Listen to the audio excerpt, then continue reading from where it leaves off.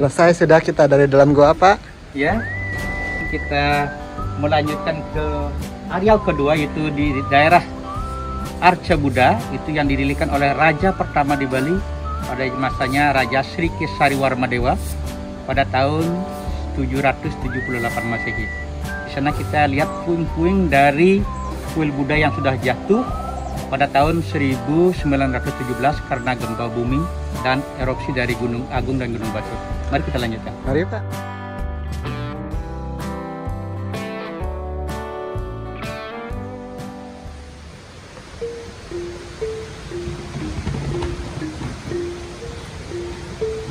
Ya, sebelum kita melanjutkan ke areal Buddha, kita melihat pohon besar di depan areal Pura Gua Gajah. Pohon ini sudah berumur kurang lebih 500 tahun.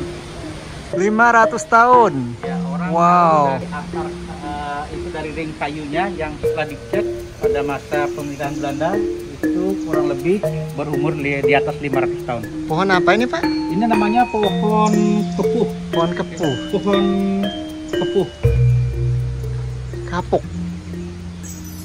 Pohon kepuh itu sejenis bangsa kapuk, di mana kepuh itu bahasa Indonesia adalah rangdu wadon. Kalau kapuk itu rangdu alas. Pohon ini mengalami 4 musim.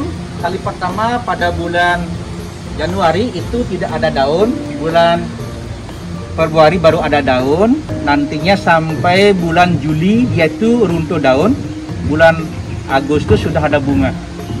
Kalau buahnya itu bulan November dan berakhir pada bulan Desember. Januari lagi tidak ada buah dan tidak ada daun, tidak ada bunga juga. Pak, ini sarung ini maksudnya apa ya, Pak ya? Nah, kalau Bapak lihat setiap pohon besar di Bali itu ada sarungnya. Karena kami dulunya sebelum ada agama masuk ke Indonesia, orang Bali itu sudah percaya dengan adanya dinamisme. Kita percaya suatu benda itu memiliki roh atau soul. Maka pada saat itulah orang juga mengasih sesuatu kepada pepohonan atau batu yang dianggap ada soulnya, ada energinya. Oh, begitu. Iya. Soul. Ini pun kita percaya kita membutuhkan O2 dan dia pun butuh CO2. Kita macam barter. Kita juga saudara dengan para pohon, binatang. Kita juga ciptaan Tuhan Yang Maha Esa. Oke, bisa lanjut, Pak? Mari kita lanjut Mari. ke areal Buddha. Mari kita menuruni tangga.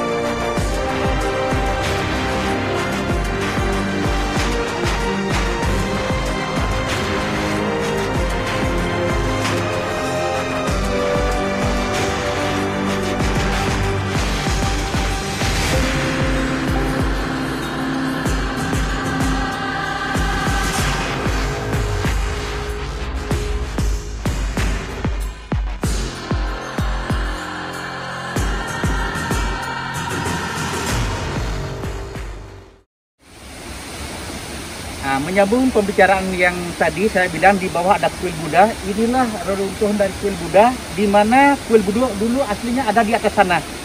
Di sana? Ya, di atas sana dulu pada abad ke-9. Oh, sekarang?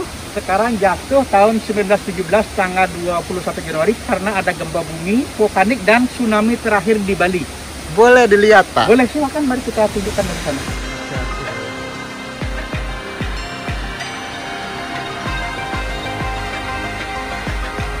Inikah runtuhannya? Ya, ini runtuhannya di kepala kuil Buddha, di kepala kuil bangunan Buddha. Di sana ada daun teratai yang berkelopak 8.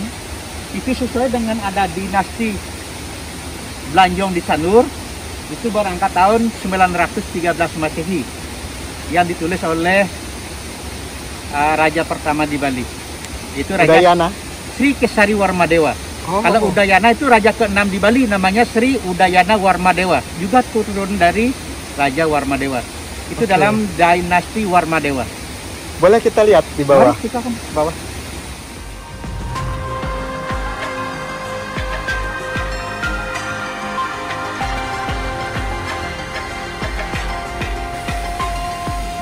Nah, kita turun melewati anak tangga, beberapa anak tangga, dan kita masuk ke dalam sungai. Mari silakan. Oh, wow. Ini apa ini, Pak? Ini macam gapura, macam pintu masuk dulu di areal kuil Buddha di atas sana. Ini juga ada di runtuhan di atas sana yang sudah ditumpuk oleh para arkeologi dari Belanda. Tempat ini dulu aslinya diketemukan oleh Kongres Space tahun 1931. Oh, oke. Dia juga menemukan beberapa arca Buddha sudah ditaruh di atas sana di Pura Patapang yang ada sekarang di sebelah selatan. Di mana? Reruntuhan. Di belakang reruntuhan itu. Oh, ada di belakang sini? Iya, di belakang ini? Ya, di belakang, di atas. Di atas sana? Ya, di atas sana. Nanti kita ke atas sana. Oke, siap, siap.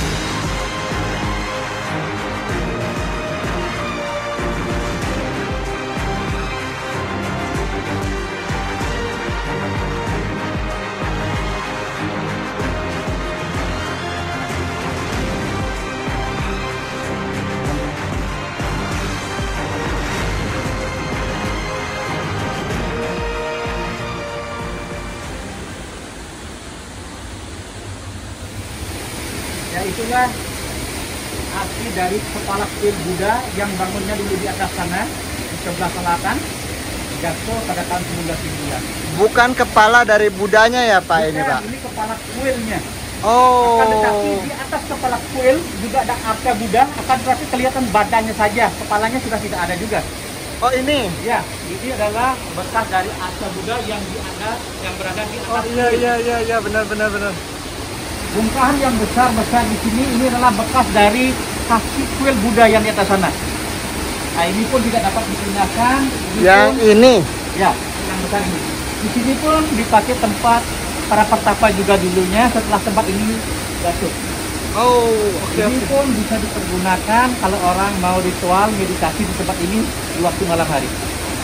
Berarti orang-orang melakukan meditasi di sini ketika Ya. malam hari. Ya. Sampai sekarang. Sampai sekarang pun masih ada. Banyak orang luar seperti dari Pasuruan. Itu banyak yang datang sini untuk meditasi. Oke. Lanjut, Pak. Yang mari kita lanjut ke areal yang saya bilang tadi, ke areal Pura Buddha. Berarti kita naik lagi sekarang. Ya, lanjut ke atas. Balik lagi lewat sini. Ya. Oke, siap, Pak.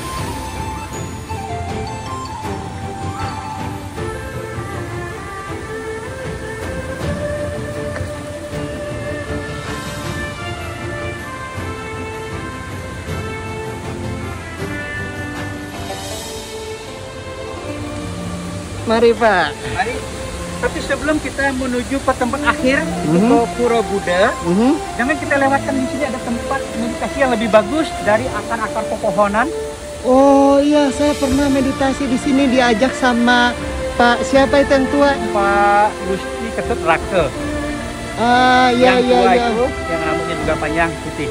Tapi dia luar biasa loh, Kak. Ya, Waktu saya meditasi di sini, ya. dia pasang luka di sini.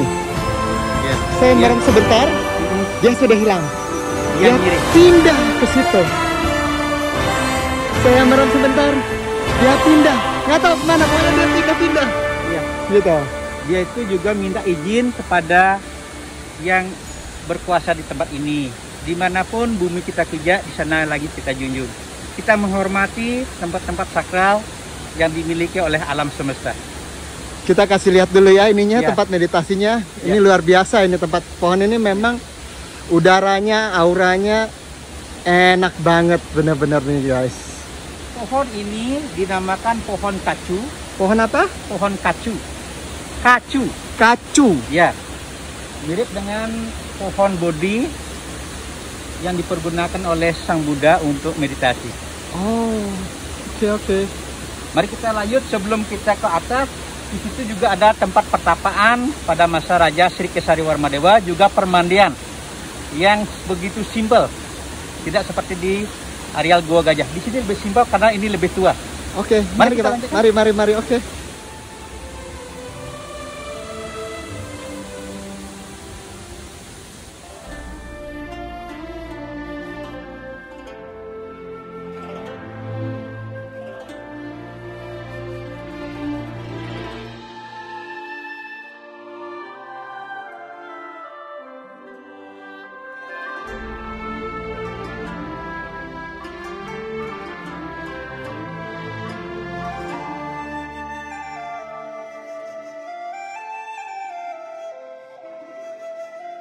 Nah, menyambung perkataan saya yang tadi, di sini juga ada permandian yang sangat sederhana, tapi di sini khusus wanita.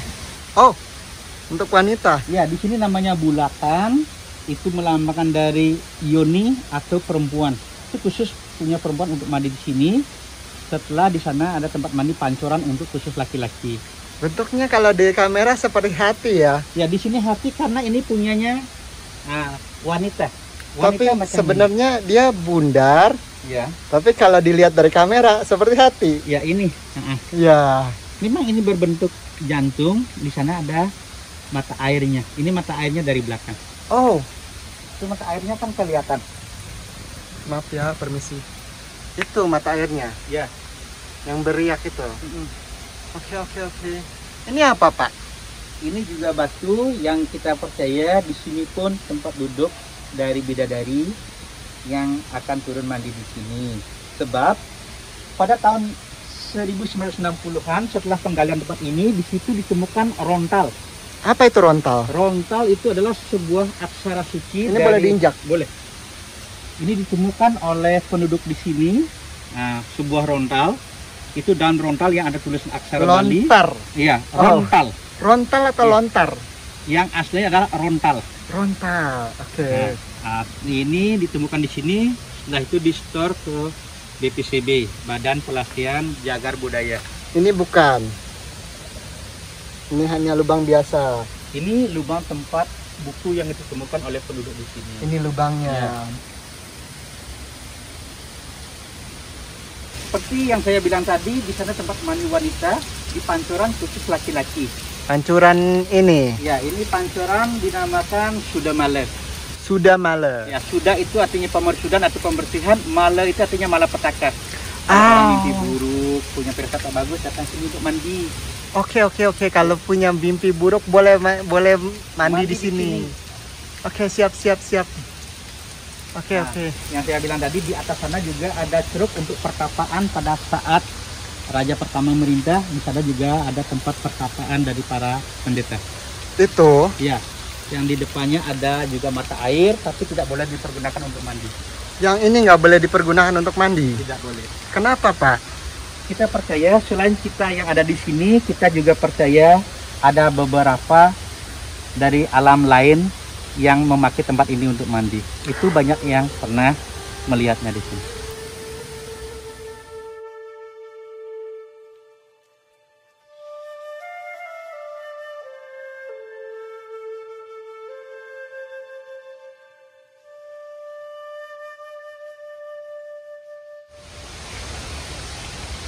Nah, pada awal mulanya sebelum ada tangga-tangga yang lainnya, inilah tangga yang pertama dulu untuk menuju ke Pura Gua Gajah. Sampai Oh. sekarang seperti ini bentuknya. Ini tangga ini pertama dipakai ini, sekarang Ya. udah nggak dipakai orang. Tidak dipakai orang. Oke, jadi yang kita pakai yang tadi kita lewat yang Yang kepilih lewat. di mana, yang di sana-sana toh? Ya. Sebab yang ini sudah Oh. dikit sama UNESCO. Sudah apa? Sudah dikit sama UNESCO. Ini adalah termasuk peninggalan dunia. Ini termasuk heritage site dari UNESCO. Jadi tidak boleh dipakai sama sekali. Tidak boleh supaya tidak merusak nanti benda cagar budaya. Oke, siap Pak. Mari kita lanjutkan ke atas. Mari. Mari. Nah, sebelum menuju ke akhir, kita juga diperlihatkan beberapa artefak dari atas kepala kuil Buddha. Itu yang namanya Catrayasti yang bercabang 13. Wow. Itu bekas di atas kepala kuil Buddha. Oh, itu kepalanya juga, Ya, di kuil atas Buddha. kepala kuil yang kita lihat tadi. Itu, Oh, yang kata Buddha ada putaran-putaran di kepala itu? ya, ini atasnya. Ah. Ini Ya. nama Catrayasti yang bercabang 13. Oke. Mari kita lanjut. Ayo, Pak.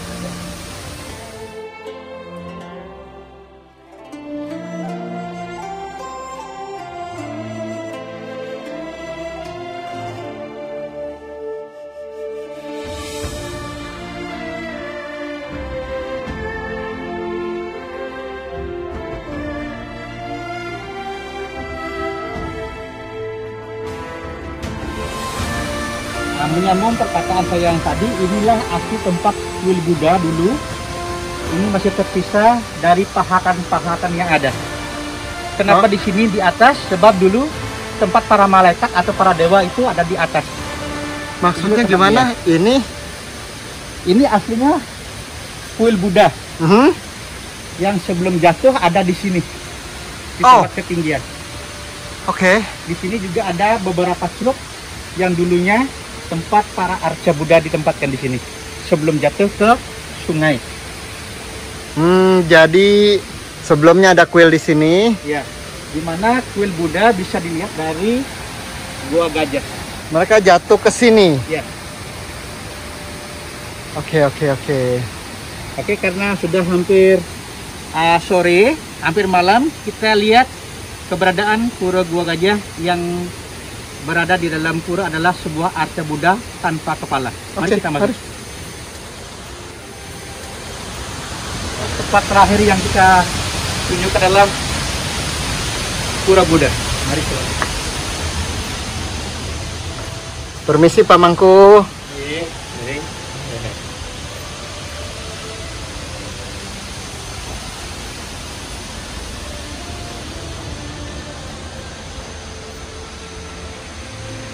Nah, disinilah tempat baru dari Pura Buddha atau Pura Ketapang yang didirikan oleh Bapak Pendeta yang ada di sini.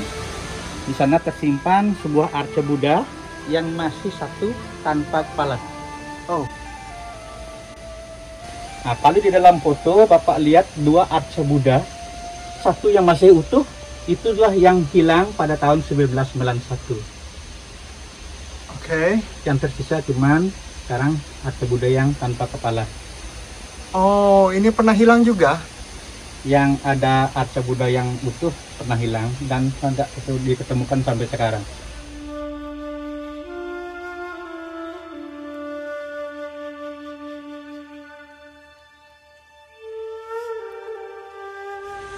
Kalau ini apa, Pak? Nah, kalau ini gentong yang berisi air ini aslinya dari air mata air dari pancuran, digunakan untuk menyucikan alat-alat upakara yang dilakukan oleh para pendeta atau semua orang untuk melakukan upacara. Karena persembahan yang kita yang paling sederhana adalah api, bunga, dan air. Oke. Ya. Mari, terima kasih atas kedatangannya. Mungkin saya ada salah ucap atau kurang berkenan, mohon dimaafkan. Sekian dari saya atas nama Sekretaris Kelompok Sadar Wisata Pura Gua Gajah menerangkan secara singkat sejarah Pura Gua Gajah. Om Santi. Om. Terima kasih, Pak. Terima kasih.